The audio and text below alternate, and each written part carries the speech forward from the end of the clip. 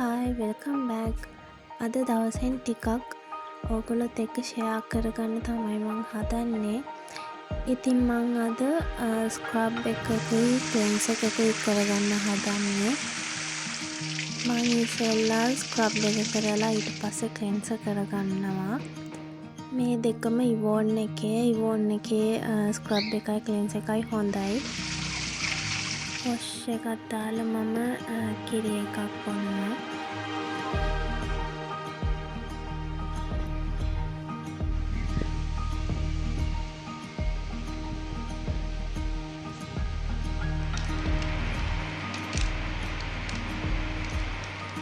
මං ඉතින් නේල්ස් වලට පොඩි නේල් ආර්ට් එකක් දාගත්තා. මම සාමාන්‍යයෙන් දාන්නේ මොකද ගෙදර වැඩත් එක්ක හරි එක තියාගන්න අපහසු හින්දා.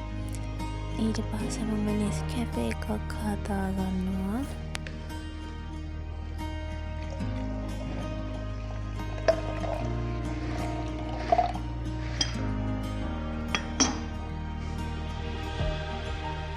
ඒකත් අරගෙන ඉතින් මගේ ෆේවරිට් ෆිල්ම් එක බලන්න තමයි යන්නේ.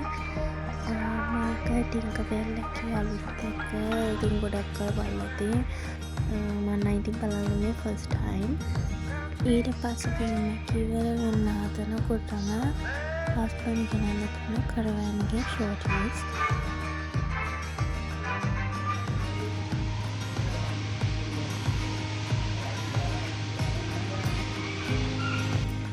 ඉතින් අපේ රෙක්සි මං කලින් වීඩියෝස් වලත් මෙයාව පෙන්නලා තියෙනවා.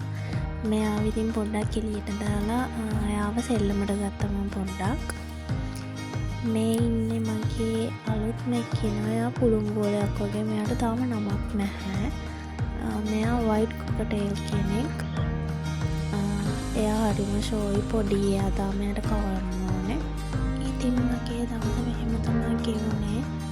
ආයි තව ලස්සන වගේකින් හම්බෙනකම් ඔයගොල්ලෝ